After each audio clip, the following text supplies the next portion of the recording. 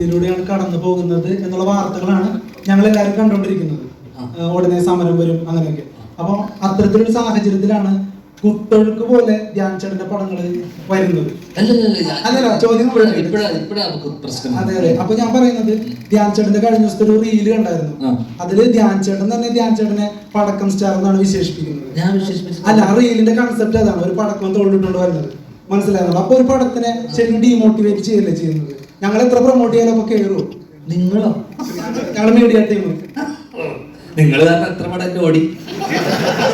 അല്ല ചേട്ടാ ചേട്ടാ ചേട്ടാ ധ്യാൻ ചേട്ടാ ഈ പരിപാടി ഞാൻ ഈ പരിപാടി കുറച്ച് കാണുന്ന ചേട്ടനിപ്പോ നിങ്ങൾ കാരണം എന്റെ ഓടിയ ഒരു പടം പറഞ്ഞു. എനിക്ക് പറഞ്ഞ എന്റെ കൊള്ളാമത്ത ഒരു പടം നിങ്ങൾ കാരണം നീ കാരണം ഓടിച്ചു. നല്ലൊരു തിരക്കഥയുള്ള പടം ഓടിയിട്ടുണ്ട്. നല്ലൊരു തിരക്കഥയുള്ള പടം ഓടിയിട്ടുണ്ട്. ചേട്ടൻ ഏത് നല്ല തിരക്കഥ പൊട്ടിയ പടം പറ. നീ തോറ്റുപോയിട്ട് ചേട്ടാ ചേട്ടാ കപ്പൽ മുതലാളി ഇപ്പൊ 21 ഗ്രാംസ് പറഞ്ഞു. അല്ലല്ല കപ്പൽ മുതലാളി ഞാൻ പറയട്ടെ നിങ്ങളുടെ വിഷയത്തിൽ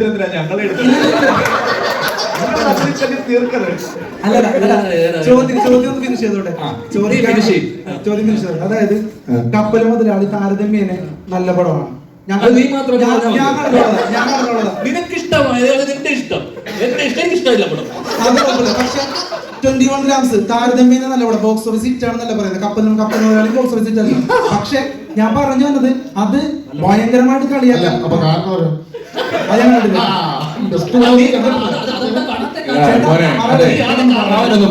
ഒന്ന് പറയട്ടെ, ഞങ്ങളുടെ പോയിന്റ് ഒന്ന് കേക്ക്.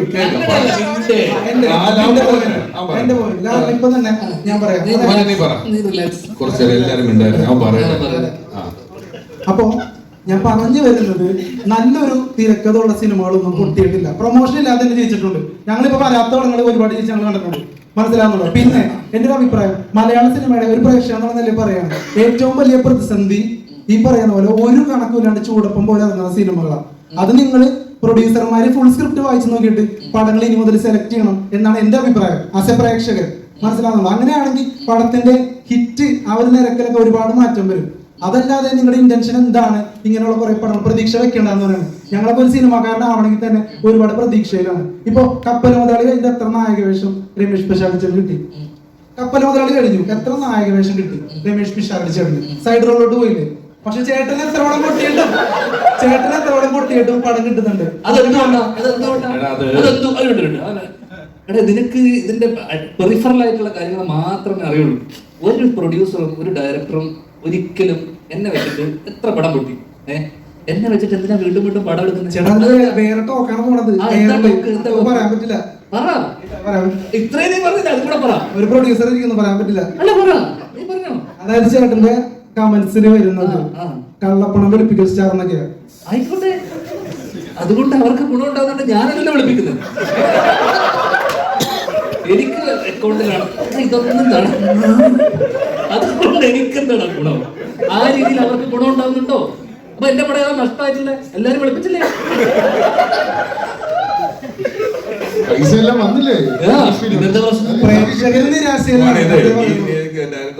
സ്ക്രിപ്റ്റ് വായിച്ചു നോക്കണമെന്നൊക്കെ പറയുന്നുണ്ട്. ഇത് വായിച്ചു നോക്കാതെ ഒന്നുമല്ല ഒരു സിനിമ ഇറങ്ങുന്നത്. അങ്ങനെ അത്രയും സിനിമ ഇവിടെ ഇറങ്ങുന്ന അത്രയും സിനിമ ജനങ്ങൾക്ക് ആവശ്യമില്ല. 150 സിനിമ ഇറങ്ങുന്നുണ്ട്. 12 മാസമല്ലേ ഉള്ളൂ, 365 ദിവസമുള്ളൂ. 150 ദിവസമൊക്കെ ആൾക്കാർക്ക് സിനിമ കണ്ടുണ്ട്. അപ്പൊ അത്രയും ചോയ്സ് ഉണ്ട്. എല്ലാ സാധനവും ഇവിടെ ഒരുപാട് ഇറങ്ങുന്നുണ്ട്. ഇവിടെ ഇറങ്ങുന്ന ബിസ്ക്കറ്റും പേസ്റ്റും അരിയും മണ്ണെണ്ണയും കാറും എല്ലാം ഒരുപാട് ബ്രാൻഡുകളുടെ ഒരുപാട് എണ്ണം ഇറങ്ങുന്നുണ്ട്. നമുക്ക് ആവശ്യമുള്ളത് മാത്രമേ നമ്മൾ എടുക്കുള്ളൂ. നീ വഴി കൂടെ നടന്നിട്ട് ഹോട്ടലുകളുണ്ട്. ഓരോ 2 മാസം ഇടവിട്ട് നീ ഹൈവേ വഴി യാത്ര ചെയ്ത് ഹോട്ടൽ തുറക്കും, ഹോട്ടൽ കൂട്ടും, കട തുടങ്ങും. അതുപോലൊരു സംഭവം മാത്രമാണ് ഇവിടെ നടക്കുന്നത്. പലതും വരും, പലരും വീണ്ടും അത് ചെയ്യാൻ തീരുമാനിക്കും. ആ കാലത്തുള്ളതിനേക്കാൾ സിനിമയ്ക്ക് മറ്റ് വ്യാവസായിക അടിസ്ഥാനത്തിലുള്ള കച്ചവടങ്ങളൊക്കെ നടന്നു തുടങ്ങുന്നത് കൊണ്ടും ധ്യാന്റെ പടത്തിന് ആ ലെവലിലുള്ള കോസ്റ്റ് വലിയൊരു 100 കോടി പടമൊന്നും അല്ല ധ്യാന്റെ പടം എന്ന് പറഞ്ഞ് വരുന്നതും ഇല്ലാതെ. നമുക്ക് ചെറിയ പടം ചെയ്യാൻ ആഗ്രഹമുള്ള ഒരാൾ വരുമ്പോൾ അത് ഇൻഡസ്ട്രിയെ നിയന്ത്രിക്കുന്ന ഒരാൾ, നീ സിനിമയിൽ വരാൻ ആഗ്രഹിക്കുന്നു എന്ന് പറഞ്ഞില്ലേ, അതേപോലെ സിനിമ ചെയ്താൽ മതി എന്ന് ആഗ്രഹിക്കുന്ന ആൾക്കാരുണ്ട്. അവരെന്തായാലും ഒരു സിനിമ ചെയ്യും. അവർ ചെയ്യാൻ സിനിമ വരുമ്പം അവർ നോക്കിയെടുക്കുമ്പോൾ അവർക്ക് വലിയ ആൾക്കാരുടെ പുറകെ പോകാനോ കിട്ടാനുള്ള സാധ്യതയില്ലെങ്കിൽ അവർക്കൊരു സിനിമ ചെയ്യണം എന്നുള്ളൊരു ആഗ്രഹമാണ്. കിട്ടിയാൽ കിട്ടി, പോയാൽ പോട്ടെ. ലോട്ടറി എടുക്കുന്ന പോലെയാണ്. മുമ്പൊന്നും പറഞ്ഞിട്ടില്ല. അതിന് പടക്കൂട്ടുണ്ടാണ് നാളെ എൻ്റെ ഒരു കൊണ്ടുവരുന്നുണ്ടെന്നുള്ള രീതിയിൽ അത് ഒരു മിനിറ്റ്. നിനക്ക് ഈ പ്രൊഡ്യൂസർമാർക്ക് ഇവിടെ ഇരിക്കുന്നവർക്ക് ഇല്ലാത്ത കാര്യങ്ങൾ ചെയ്തൂടെ? സാമൂഹ്യ പ്രതിബദ്ധതയിലാന്ന് പറഞ്ഞാൽ മനസ്സിലായി. അല്ല, അതിനകത്ത് പൊട്ടുമെന്നല്ല പറയുന്നത്. മോനെ, അതെ, പൊട്ടുന്നതിനകത്താ പറയുന്നത്. ആ റീലിനകത്ത് പറയുന്നത് എന്താ? ഈ പടക്കം പൊട്ടില്ല, ഇത് പൊട്ടിയത് അത് ഒരുപാട് പേര് സ്വപ്നം കുറച്ചുകൂടി സീരിയസ് ആയിട്ട് കണ്ടുകൂടെ? അത്ര വിളിച്ചു കാരണം ഇവിടെ ഒരാളും ഒരു സിനിമ എടുത്തിട്ട് ഇത് കാണുന്ന പ്രേക്ഷകൻ പണ്ടാരം തുടങ്ങണം, അവൻ കണ്ടിട്ട് വെറുക്കണം എന്ന് പറഞ്ഞിട്ടല്ല സിനിമ എടുക്കുന്നത്. എല്ലാവർക്കും ആ സിനിമ ആരെങ്കിലും ഒക്കെ ഒരാളുടെ പേഴ്സണൽ ഫേവറേറ്റ് ആയിരിക്കും. ഈ സിനിമ കണ്ടിട്ട് കുറച്ച് ആൾക്കാരിലേക്ക് എത്തണം, അപ്പൊ ആ പടത്തെ പറ്റി നല്ല അഭിപ്രായം പറയണം. അല്ലെങ്കിൽ അല്ലാതെ ഇത് കണ്ട ആൾക്കാർ എന്നെ ചീത്ത വിളിക്കണം എന്ന് പറഞ്ഞാൽ ആര് സിനിമ എടുക്കുന്നില്ലെന്നാണ് എനിക്ക് തോന്നുന്നത്. പിന്നെ ഞാൻ ഒരു മിനിറ്റ്, ഞാൻ എങ്ങനെ ജീവിതത്തിനെ കാണണമെന്ന് നീയാണോ എനിക്ക് പഠിപ്പിച്ചു തരാം? അല്ല, ഞാൻ സിനിമയെ എങ്ങനെയാണ് കാണേണ്ടത്, ഞാൻ ജീവിതത്തെ എങ്ങനെ കാണണം നീ എനിക്ക് പഠിപ്പിച്ചു തരണം. അല്ലല്ല, സിനിമയെ കുറിച്ച് എന്റെ കാഴ്ചപ്പാടും ഞാൻ എങ്ങനെ സിനിമയെ അപ്രോച്ച് ചെയ്യുന്നുള്ളത് രണ്ടുണ്ട്. നീ എന്തിനാ എനിക്ക് പറഞ്ഞു തരുന്നത്? നീ കണ്ടുകൂടെ? അല്ലല്ല, അത് നിനക്ക് ഇത്രയും ആൾക്കാരിരിക്കെ പ്രസ് മീറ്റിൽ നീ ജീവിതത്തിന് വളരെ സീരിയസ് ആയിട്ട് നീ ചെയ്യുന്ന ജോലി സീരിയസ് ആയിട്ടല്ലേ കാണുന്നത്?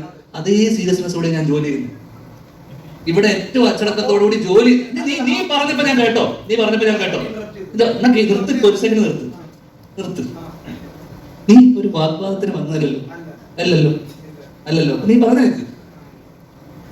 ആവശ്യമില്ലാത്ത ചോദ്യം. കുഴപ്പമില്ല, നീ ചെയ്ത പോലെ തന്നെ അവന് ഒരു ഇതായിട്ട് ചോദിക്കുന്ന ഞാൻ സീരിയസ് ആവണോ, ഞാൻ എന്താണെന്നുള്ളത് നീ എനിക്ക് പറഞ്ഞു തരണ്ടല്ലോ. മോനെ. ഒരു സെക്കൻഡ്, അതായത് അത് സീരിയസ് ആയിട്ടൊക്കെ എടുക്കുന്നുണ്ട്. സിനിമ പൊളിയുന്നു, ഈ പൊളിഞ്ഞു എന്നുള്ള കാര്യം മനസ്സിലാക്കുന്നുണ്ട്. ഞാൻ മോനെ, സ്ഥാപനത്തിലേക്ക് പോകണമെന്ന് ഞങ്ങളല്ല.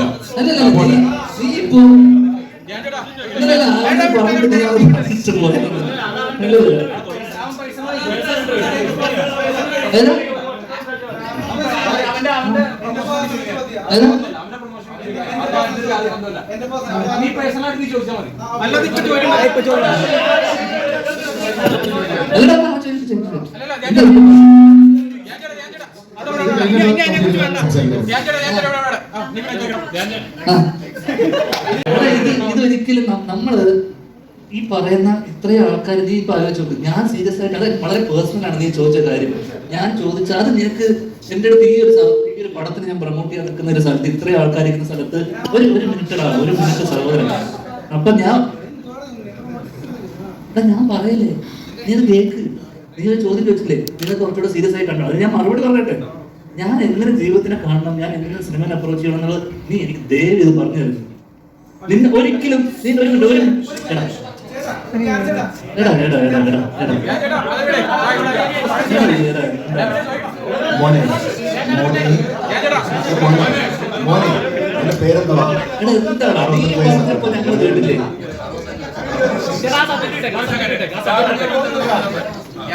മോന്റെ പേരെന്തുവാ? വേണ്ട അല്ല, ഏത് ചാനലാ? അതും വേണ്ടല്ലേ. പക്ഷെ എനിക്കിപ്പോ നല്ലൊരു അറിവ് കിട്ടിയപ്പോ ഞാന് 40 വർഷമായി. ഓക്കെ, അത് അഡ്വർടൈസ്മെന്റ് ആയല്ലോ ഇപ്പൊ.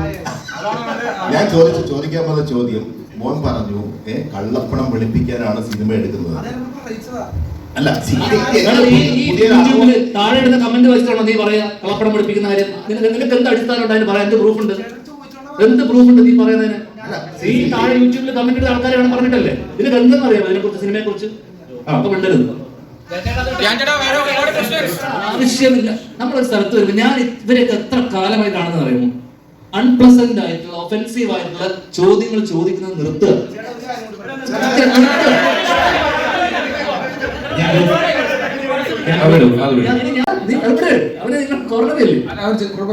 എടാ, എന്തുകൊണ്ടാണ് ഇത്ര സിനിമ അറിയുമോ?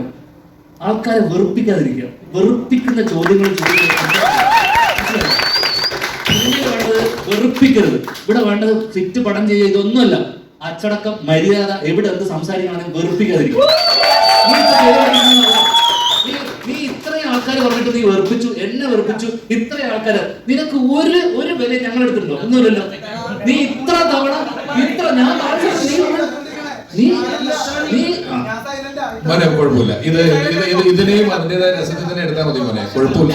ചോദിച്ചു മതി. എന്നോട് ഉത്തരം പറയാനില്ല. പ്ലീസ്